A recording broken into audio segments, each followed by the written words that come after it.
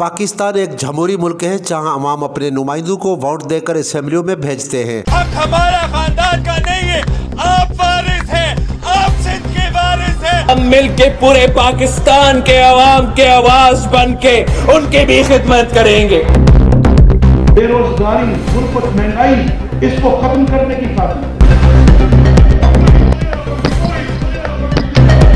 22 करोड़ लोगों को तुमने गुलाम रख दिया, क्योंकि तुम खुद गुलाम हो, तुम्हारे पैसे बाहर पड़े, अपने पैसों की पूजा करने वाले आपने हमें चूंटियों की तरह जमीन पे रखा हुआ है।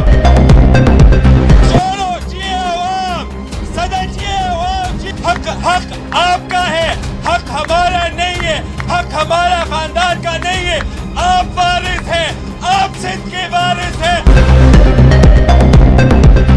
इस उम्मीद पर कि वो मुल्क कौम की खिदमत करेंगे, लेकिन सवाल ये है कि क्या हमारे सियासतदान वाकई अवामी खिदमत करते हैं? पाकिस्तानी सियासतदानों की एक बड़ी तादाद वादे तो बहुत करती है, लेकिन अमल के मैदान में अक्सर पीछे रह जाती है।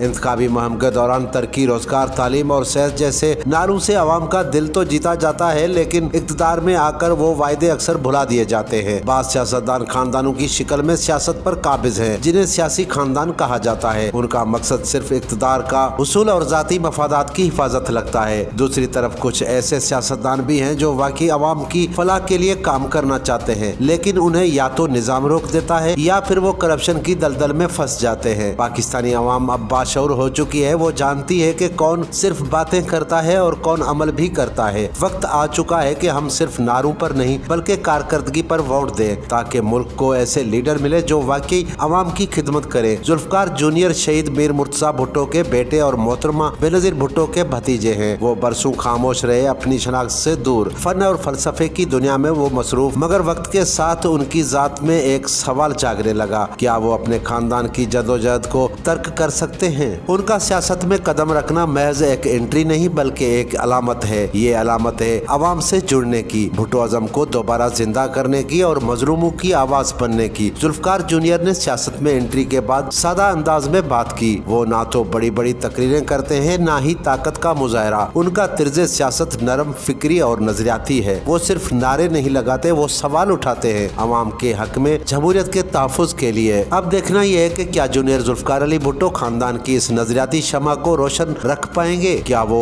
मरवसी सियासत से हटकर एक अवामी लीडर बनकर उभरेंगे? जो बात वाज़ेह है वो ये है, पाकिस्तान की सियासत एक नए भुट्टो के इस्तकबाल के लिए तैयार है। एक ऐसा भुट्टो जो सिर्फ नाम नहीं, शऊर की अलामत बन चुका है।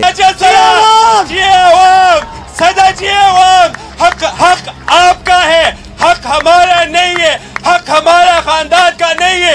आप वारिस हैं, आप सिंध के वारिस हैं, ख्वाजा सरा सिंध के वारिस हैं।